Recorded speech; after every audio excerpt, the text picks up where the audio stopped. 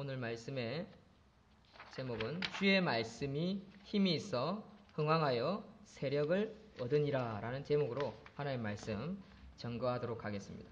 사랑하는 성도 여러분, 주의 교회와 또 여러분들이 섬기는 각 가정에 주의 말씀이 흥왕하여 세력을 얻기를 간절히 소망하십니까?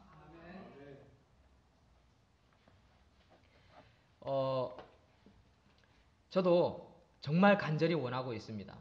개척교회를 처음 담임으로 이제 섬긴 지 한 1년이 되는데, 저는 저희 교회를 섬겨오면서 늘 감사하는 마음이 생기고, 또 여러 가지 약간의 위기도 있었지만 그것을 감사하게 생각하고 연단으로 여기며 오히려 제 자신이 잘 성장하고 있구나, 정말 잘 되고 있구나, 더 잘 되겠구나, 그런 확신에 차 있습니다.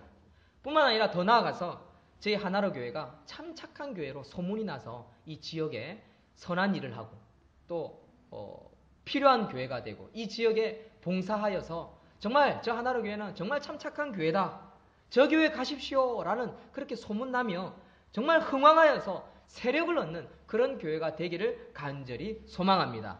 이 소망이 저와 여러분들에게 동일하게 있기를 소망합니다. 함께 이 소망을 품고 이 일을 달려갈 수 있는 저와 여러분들이 되기를 주의 이름으로 축원드립니다. 사람은 살아가면서 어떤 일을 하면서 사업을 하든지 꿈을 꾸고 새로운 어떤 개척의 일들을 해나가든지 어떤 일을 하든지 간에 자본도 필요하고 또 터도 있어야 되고 땅도 있어야 되고 또 상황들이 열려져야 하는 것은 틀림이 없습니다만은 사실 일하는 가운데서 가장 중요한 것은 뭘까요? 그것은 사람, 관계라 할 수 있습니다.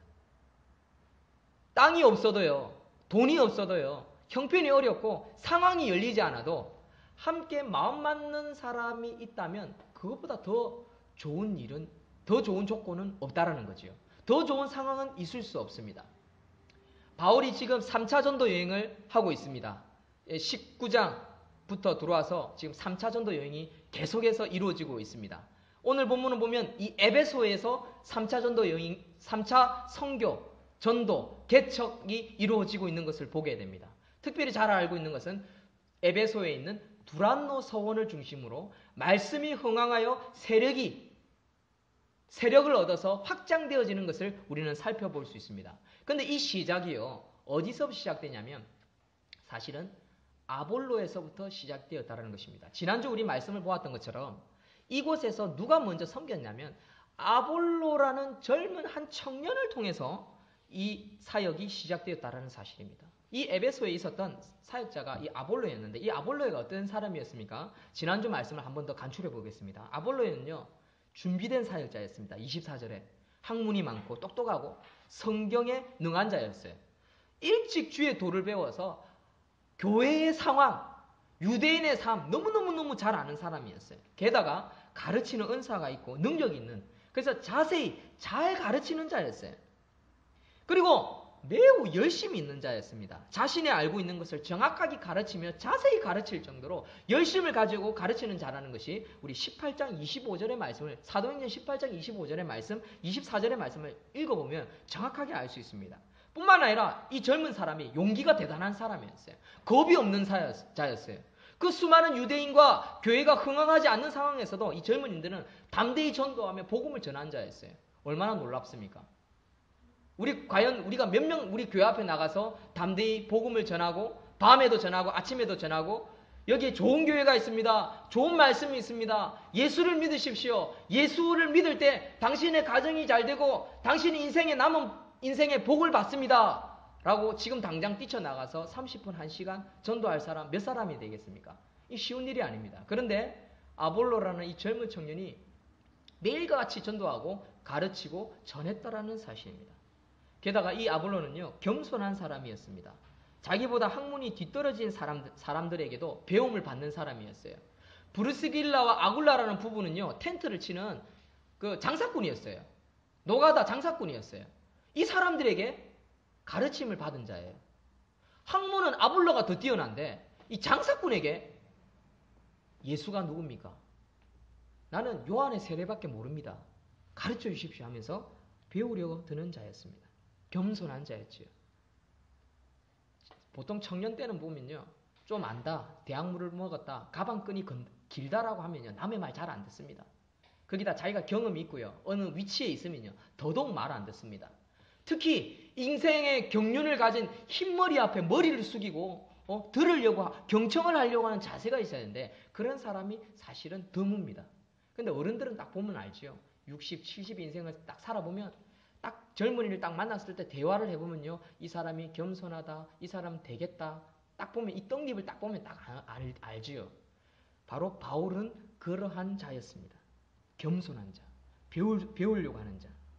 게다가 한 가지 더. 이 사람은 자신의 소명을 아는 자였어요. 하나님의 부르심을 알고 어디서 어떻게 섬겨야 하는지를 아는 자였습니다. 그래서 그는 이 에베소, 이 지역에서 열심히 그 소명을 확실한 믿음으로 감당하는 자였습니다.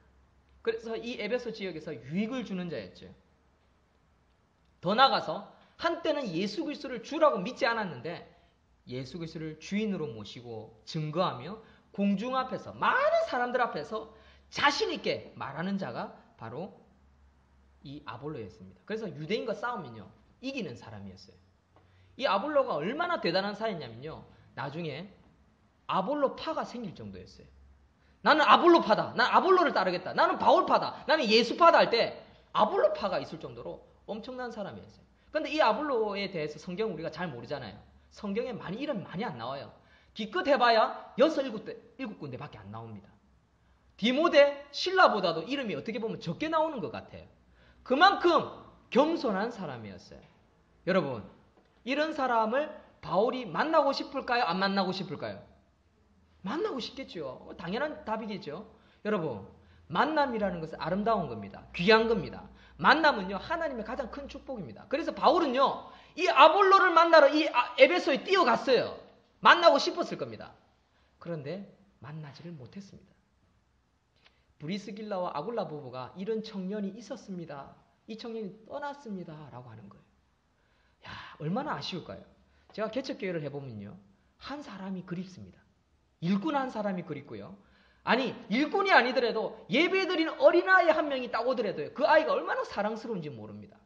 한 사람, 한 영혼에 대한 가치를요. 저는 개척교회에서 발견한 사람입니다.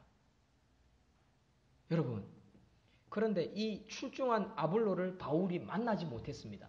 그 아쉬움은 이루 말할 수 없을 것입니다. 그러나 바울은 그 브리스길라와 아굴라의 소식을 아볼로에 대한 소식을 듣고 기뻐하고 이곳에서 계속해서 그 동역자를 만날 것을 기대하면서 계속하는 일이 뭡니까? 말씀을 가르치고 제자를 삼고 섬기는 일이었다라는 사실입니다. 여러분, 오늘 3차 여행 에베소에서 바울은 계속해서 하는 일이 첫 번째가 뭐냐면 12제자를 만나고 섬기고 세우는 일이었습니다. 이 12제자를 세워서 이들에게 묻습니다. 너희들 성령을 아느냐? 라고 물었을 때 제자들은 성령을 모릅니다. 우리들은 세례 요한의 세례 외에는 아는 것이 없습니다. 라고 대답합니다. 그래서 요한이 가르칩니다. 성령이 임해야 한다.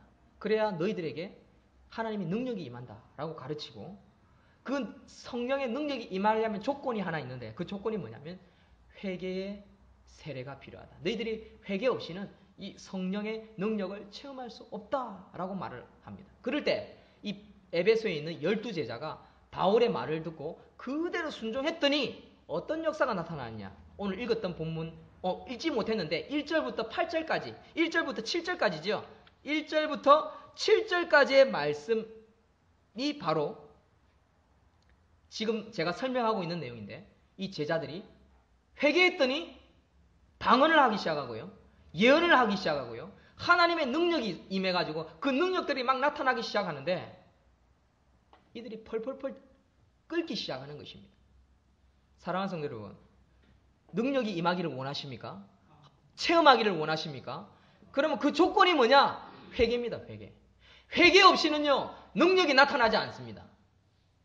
회개가 어떤 건 줄 압니까? 진솔함, 솔직함, 깨끗함, 자기 자신에 대해서 정확하게 아는 것, 그리고 알고 그대로 자기 자신을 하나님 앞에 내려놓고 무릎 꿇는 게 진짜 회개입니다. 자기 자신을 아무리 많이 알아도요, 내려놓지 못하는 사람들이 있습니다. 그것은 진짜 회개가 아닙니다. 그 가운데 능력이 나타날 수가 없는 거지요. 여러분, 어떤 사람들, 많은 사람들이 어떤 성령 집회 가면요, 원합니다.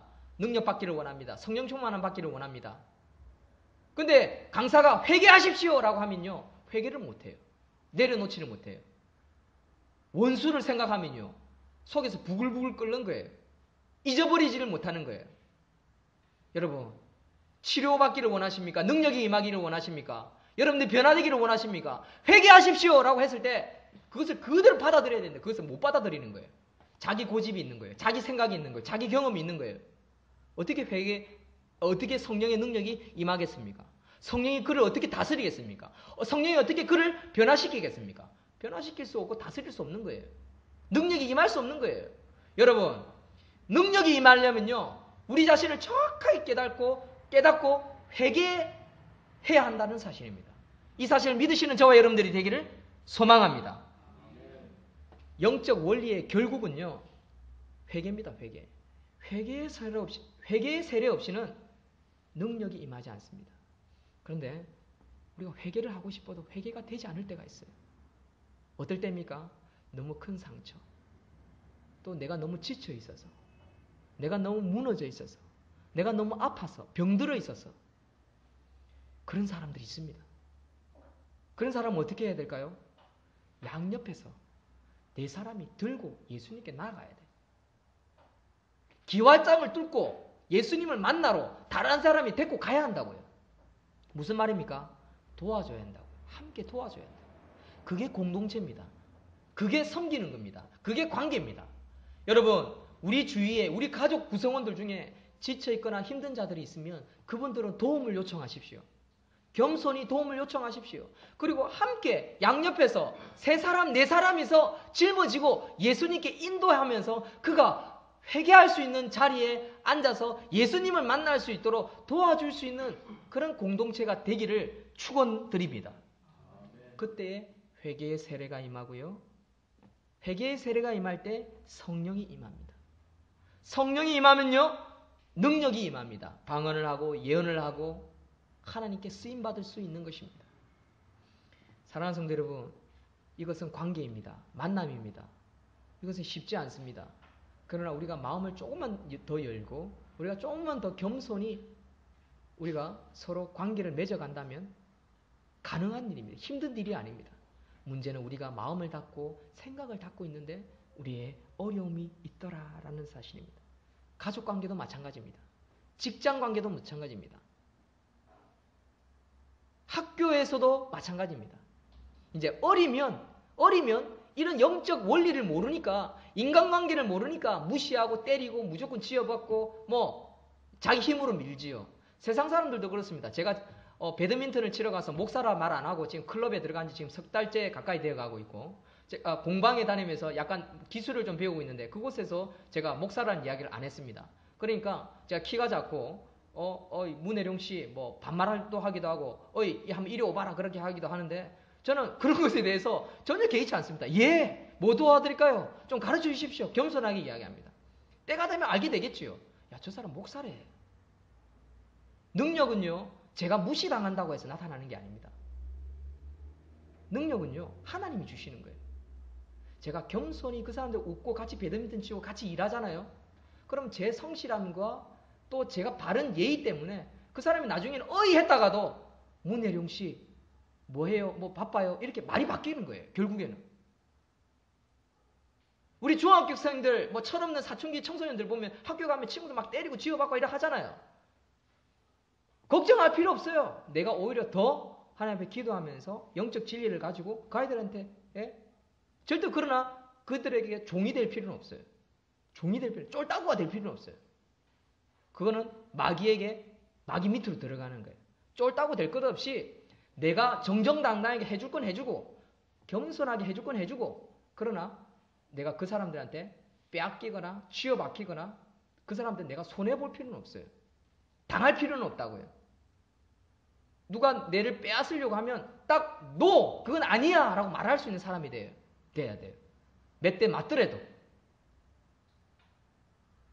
결국 이기게 되어 있어요. 왜 그렇습니까? 성령의 능력이 있기 때문에.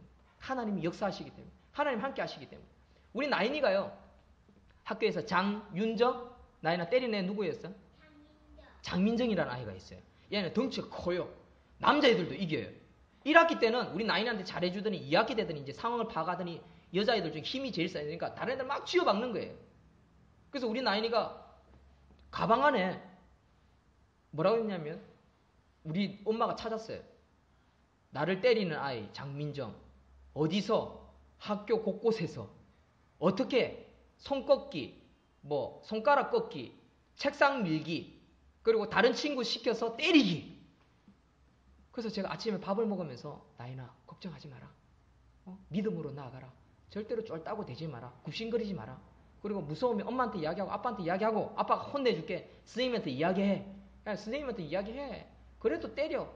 맞는 것에 걱정하지 마. 아빠가 그 애 한번 혼쭐 내게 하니까 애가 눈물을 글썽글썽거리는 거예요.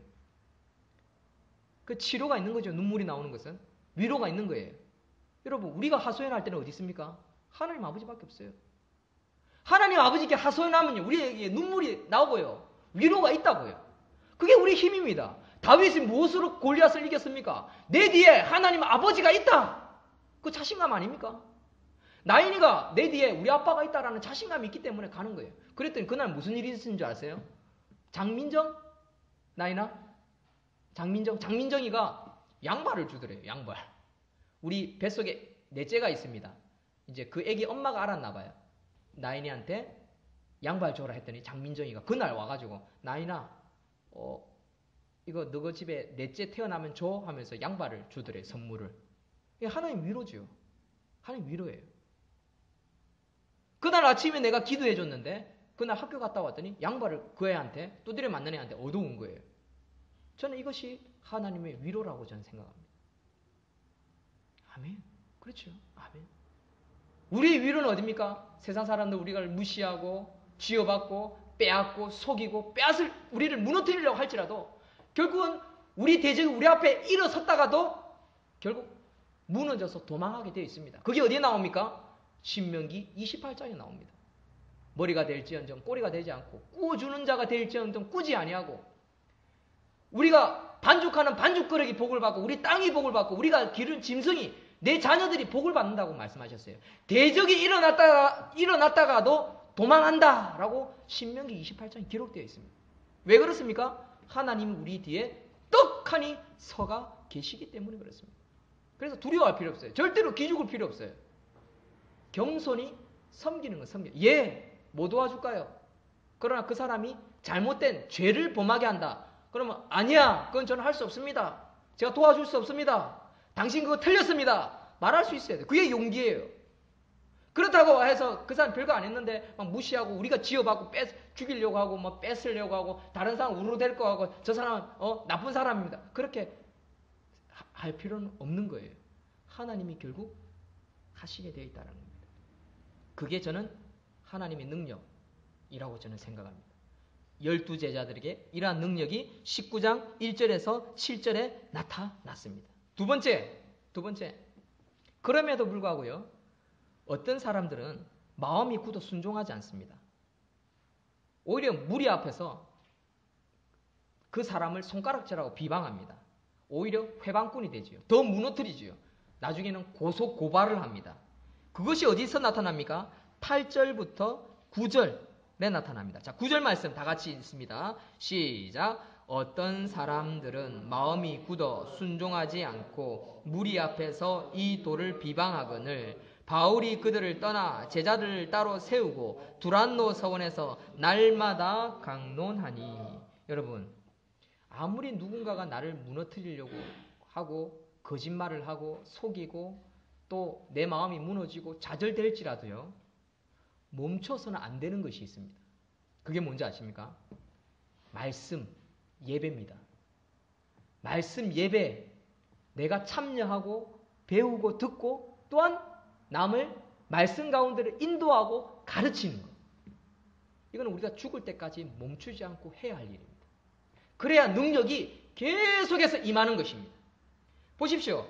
바울이 전하는데 이 에베소 두란노 교회에서 전하는데 어떤 사람들은요 순종 안 해요. 마음이 굳어 있어요.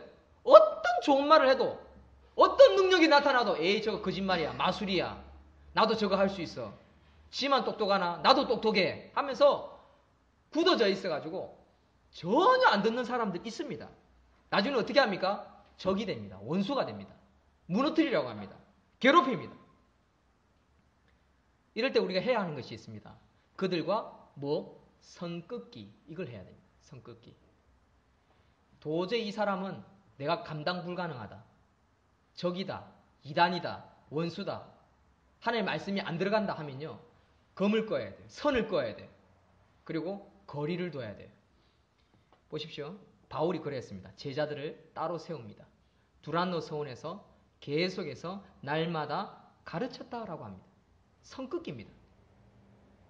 말이 통하고 대화가 통하고 관계가 맺어져 있는 제자들을 따로 세워서 그들과 다른 곳에서 계속해서 말씀을 가르치고 예배를 드리고 훈련을 합니다.